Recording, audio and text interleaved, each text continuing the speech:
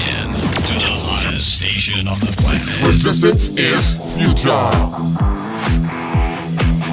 The revolution has begun.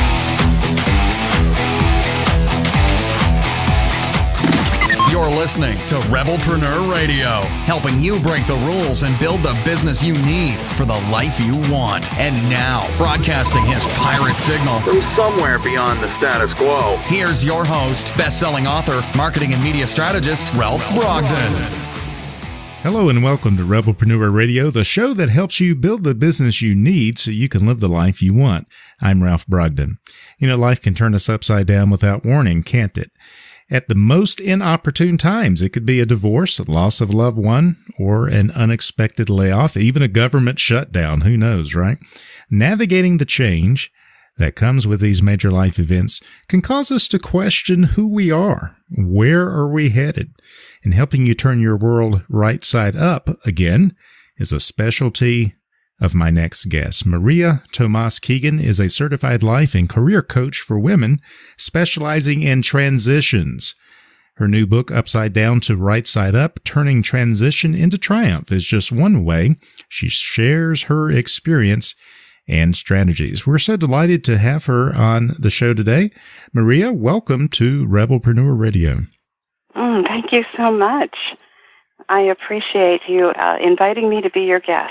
And you're joining so much, Ralph. Absolutely. And you're joining us from warm and sunny Arizona, far away from the polar vortex gripping the nation. Indeed, I am, yes. Where it's about 70 degrees right now. Isn't that perfect? It is.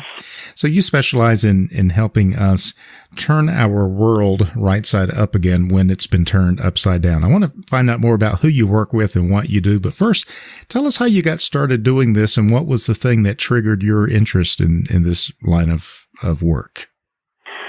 I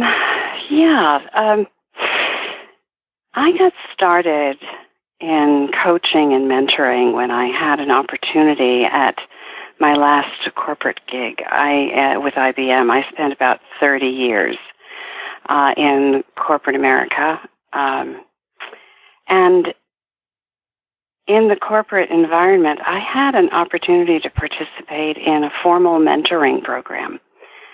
I've had amazing mentors throughout my life, in both my personal life and my business. They were my life coaches. So I have great role models to follow. So when I got to coach and mentor others, it was enormously satisfying and a way I could give back. And I loved it so much, and I was pretty good at it, that I began to informally coach and mentor outside of the program, working with women mostly on their career choices. What I recognized pretty quickly was their life choices affected their career, and that formed the foundation for how they show up in every aspect of their lives. So this was not my formal job. I was in a global marketing management position, yet people seemed to naturally gravitate to me to ask for help with evaluating choices and making decisions. Yeah. I'm a creative problem solver, so I loved the opportunity to help them find the right choices for them. Excellent. So when I left that corporate world, I decided to create a private practice and continue to help others. Excellent. Well, I, just from listening to you, your voice is very therapeutic. I feel like I should open up to you and ask for your help. But I'm not a woman, so you can't help me. Is that what you're saying? Well, I specialize in helping women. I certainly know where they're coming from. It's not that I have never. I did coach and mentor men rather in the corporate environment, but my choice is to empower women. Excellent. So you specialize in transitions. Tell us a little bit more about the women that you help. Is there a particular type of transition or a particular time of life where this seems especially important? there are all kinds of transitions that we go through during the course of our lives. So there are things like loss, the grief that comes with that. And that could be loss of a loved one. It could be loss of our career. It could be loss of a marriage, caregiving. And often we find ourselves, as we're going through these major life events, that we need to reinvent ourselves. And that therein lies yet another transition. I work with women, mostly women who are in the 30 to 60 age range, and that's not really my doing. It's just that those are the women who have lived through enough life events to know that something is happening, that they either can't seem to get beyond, to get through and beyond on their own, and they look for help to do that. And I've been through a bunch of them myself. So you were speaking as someone who is experienced in this. What's the biggest struggle with people who are trying to deal with change and not necessarily change that they asked for, especially in the loss of a loved one, or it seems like the most stressful changes in our lives are the ones that happen that we didn't decide on and that we feel we have no control over. What is the biggest struggle with people that you help navigate that? That's such a great question, and the problems vary widely depending on the life event, and sometimes it's not just one life event, but it's a pileup of events, and we can manage through maybe the first one, maybe even the second one, and then the third one may be the straw that broke the camel's back because we really didn't deal with the emotional stuff that underlies those kinds of major life changes. Yeah, so it's not always one thing, but it could be a cumulative effect of a lot of things, or at least more than one thing, and then there's that tipping point. Right. And what I find is there's some sort of a common denominator, regardless of the type of life-changing event that happens, and that is the ability to accept and adapt to the profound change that comes with those kinds of events. So how do we do that? I mean, is it reasonable for people to accept something that is so profoundly devastating? How do we learn to accept and adapt? Well, I guess that one way to answer that question is if we don't, we stay pretty stuck in a very dark place. And there's not much we can do about the fact that something has changed. So accepting that it's changed is, I think, the first step, and then making the conscious decision and a conscious effort to move through it by really going through the emotions that come up with any life change. That could be, the range of emotions from anger to grief and lots of others that may come up. And deciding not to just go through the motions, but really just choosing to move through it and get beyond it so that they can live life again. So, but if someone is going through this, their world has been turned upside down. The tagline of your book is turning transition into triumph. And I realize that's a process, but I'm wondering if you have some tips or a self-help process that you could guide our listeners through to begin to see some improvement in dealing with change, especially unwelcome change. Yes.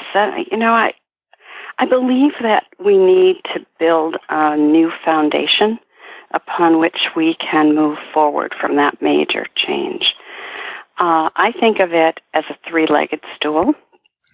When we sit on a three-legged stool, it's very hard to topple over. The first leg is called values. So when we do a values assessment, sometimes we find that we've been living, when we go through, very often when we're married a very long time and we're facing divorce, we realize that we've been living by someone else's values and we've compromised our own. So understanding what we value most, loyalty or trust or independence, integrity, whatever it is for you, allows us then to check every choice or decision against the list of our core values. Do you find that sometimes the values are at odds with the partner or at odds with their lifestyle? Like one values freedom and flexibility, and the other values safety and security. And so those values, absolutely, they tend to create some conflict there. It does, and that can happen not only in personal relationships with friends and spouses and family members, but even within jobs where our values do not align with the values of the organization for which we work. Right. Oh boy, I've been in that situation lots of times. I have too.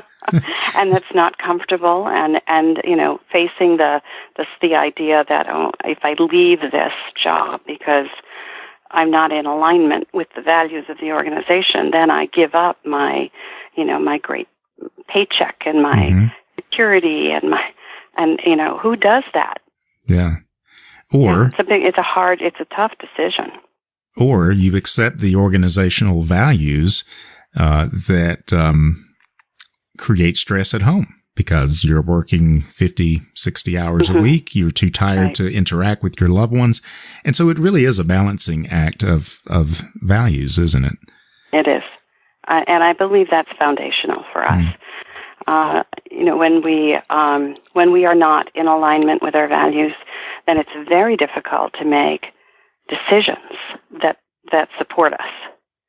When we are and I think of our values, I work with my clients and get down to their top 5. We live by lots of values, many more than 5.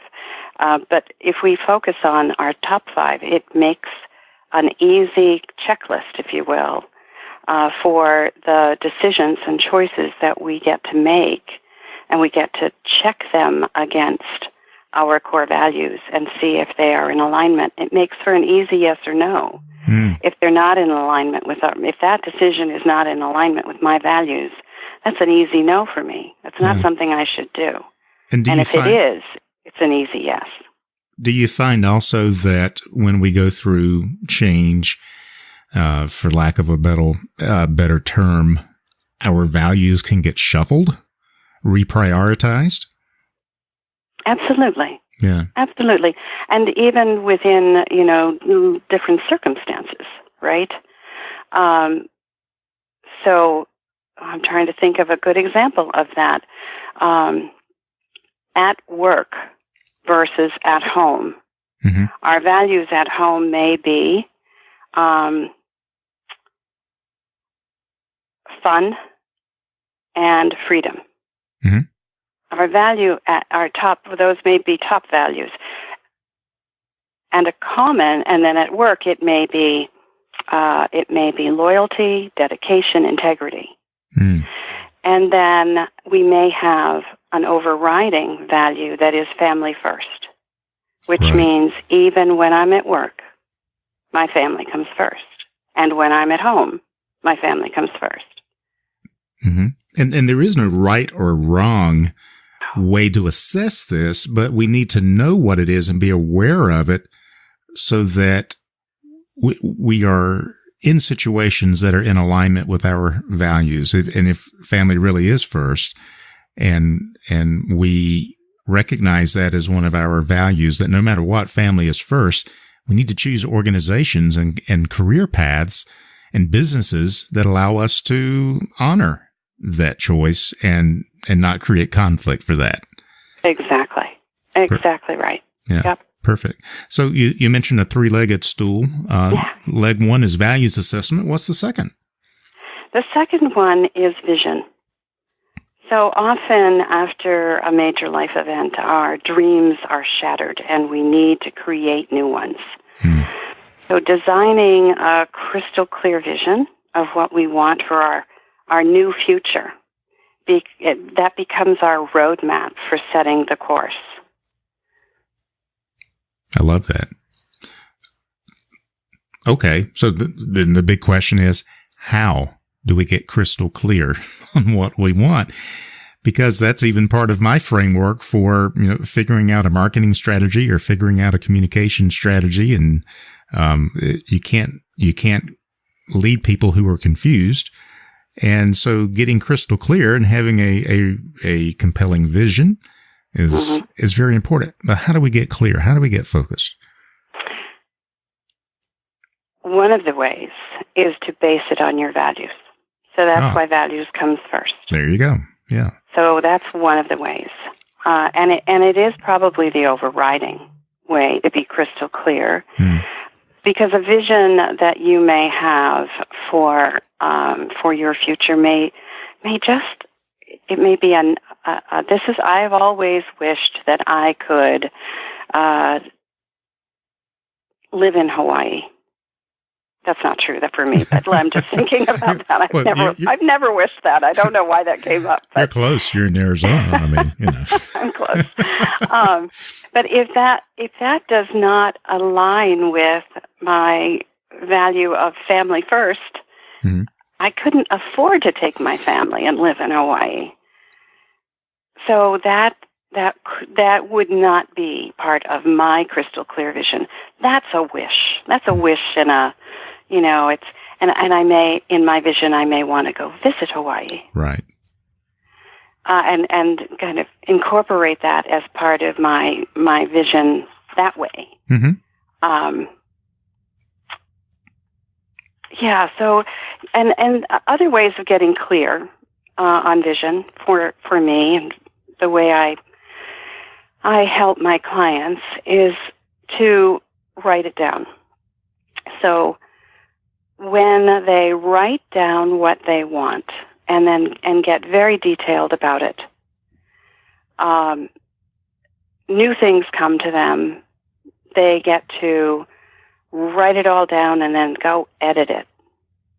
And always checking with their values. Does this honor my values? Am I in alignment with my values? And is the vision a doable thing? Is it? Can I? I don't like them to focus on how it will happen, right. But that it is a reasonable thing. It's why and not how. It's the why and not the how. Exactly right. Exactly. Excellent. I love that. So values and vision, and what's the third? The third one is having a passion for taking action. We could define our values till we're blue in the face and design our vision and get it, on paper and crystal clear. But without putting it into action, we just have a list and some pretty pictures in our head. And but isn't that enough? Isn't that enough? No, I wish it were. I would. Yeah, we would all be in a much better place if that were all it took. Yeah. But we have to be passionate about where we want to head, so we can outline the steps we need to take to get there. That's what brings the vision to life, and it puts the values into play. I love it. So that's putting some legs on the vision to operationalize what we've decided is important in our lives, taking the values, translating it into a clear and compelling vision, and then developing a passion for action. And it's not just massive action, but it's focused and concentrated action to bring that vision to life, isn't it?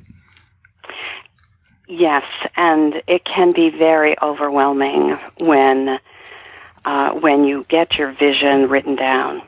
And I like to work with shorter time frames on that vision. What's a good time something frame? That is a year to 3 years out. Not that it gets too big, I think, when it goes longer than that, and it becomes very overwhelming, because when you start to take that vision apart and you start looking at the elements within that vision, then you can start putting an action plan together that allows you to kind of check off that element as you get it done. And so taking small steps rather than giant leaps, course correction is much easier if you do that. And it also allows you to kind of test things out, see how they feel, see how they're working for you or not, and making some adjustments. Excellent. Well, that sounds like a good approach, and a good foundation for managing change and navigating that change. But as I like to say, if it were easy, everyone would do it themselves. So how would working with someone like you really improve someone's chances for success, even taking these simple principles and putting them into practice? Well, I believe that everyone can use a guide at one time or another. I have had many in my life, and I am so grateful for the guidance that I have received. I believe that when we make a decision to move forward and we begin to so we've accepted the change, and now we're beginning to adapt to the change by taking some actions that are based on a vision and our values. That it can sometimes be overwhelming, and setting short-term and long-term goals and action plans help to create a detailed roadmap.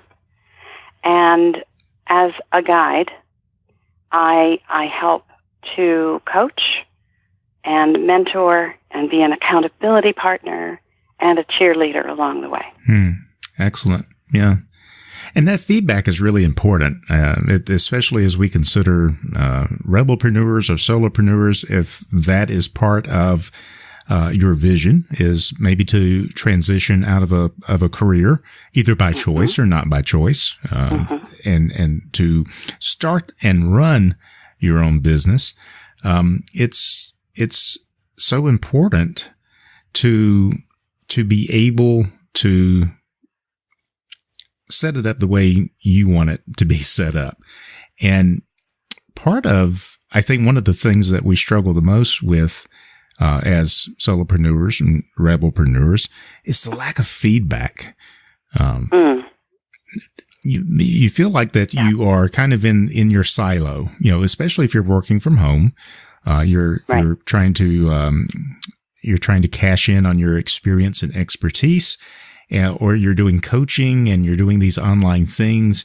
And even though we're very connected with technology and social media, we're not necessarily getting the feedback and the cheerleading that's so important.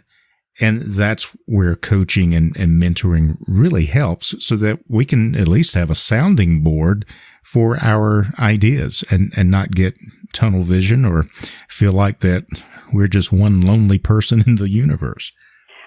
You're so right. I know that I work from home. I actually have worked from home for a very long time. Even in my corporate career, I was on a global team. It didn't matter where my desk was. So I've worked from home for 20 plus years. There's an isolation effect that happens, right? Even though we are so connected online, and if we don't have those ways to connect in very human terms, face to face, and I do my coaching most often with video conferencing capability, so that we are in very different places in the world, but we can see each other. That's, I think, very important to have that human connection, to be able to see facial expression and to read body language. I've gotten very good at reading it by voice, but it is so much better when I can see them and they can see me. Yeah. It makes the connection more. It's deeper. Yeah, and there's lots of visual cues that you can pick up on that are happening automatically when you're face to face. And so if you can get that video going back and forth, at least then you can leverage those skills, the visual acuity of body language and the little things that we do with our face and with our bodies and our little hands. Nuances. Yep. Yeah. Well, in that way, you get the best of both worlds. You don't have to have clients coming to you. You don't have to go to them, but you can still get the best of that interaction from a distance and basically work with anyone, anywhere, anytime. So it's a wonderful time to be a coach, isn't it? You know, it really is, because my sphere of influence is much bigger than it would otherwise be. If it were not for technology, my sphere of influence would be, the Phoenix area. Right. Yeah. And essentially, it is the world. Yeah. Yeah. Same with me. It's just really what a great opportunity to influence and impact people in a way that's really going to change their lives. Maria, what are you working on right now that you're really excited about that you'd like to share with our listeners? Well, I am so excited that I was able to publish my first solo project, my first solo book. I have been a collaborating author in 5 books, but in October, I published my first one. You mentioned it early on, Upside Down to Right Side Up, Turning Transition into Triumph. And yes. I am working on getting that book in as many hands of women as I can possibly get. I've recently published its companion journal, which allows women to read the book and capture their ideas and their insights and their imaginings, including their vision, within the journal. And it takes them through what I call 5 Petals of Power, which is a workshop that I do, and I created it as the last part of the book. So it's and I tell lots of women's stories in this book about their own trials, tribulations, and triumphs. Yeah, excellent. So you've got lots of support material, a wealth of experience in this area. I encourage all of our listeners to check out Maria's website. It's transitionandthrivewithmaria.com. It's easy to remember. So transitionandthrivewithmaria.com. This has been really wonderful, Maria, and I'm wondering if you have one big idea or one quote that you could leave our listeners with, what would be your final word? Thank you so much, Ralph. I would love to share just this one thing. I believe we each are a masterpiece and a work in progress. When we honor the masterpiece and share that part of us, and are patient and kind with our work in progress, we feel more grounded and can sit on our three-legged stool in calm and confidence. I love it. I've been speaking with María Tomás-Keegan. She is a certified life and career coach for women, specializing in transitions. She's the author of Upside Down to Right Side Up, Turning Transition into Triumph. And you can find out more by visiting her website, transitionandthrivewithmaria.com. María, it has been a real pleasure to have you on Rebelpreneur Radio. Thank you so much. Thank you, Ralph. You've been listening to Rebelpreneur Radio with Ralph Brogden. Download the show notes and much more at rebelpreneur.com.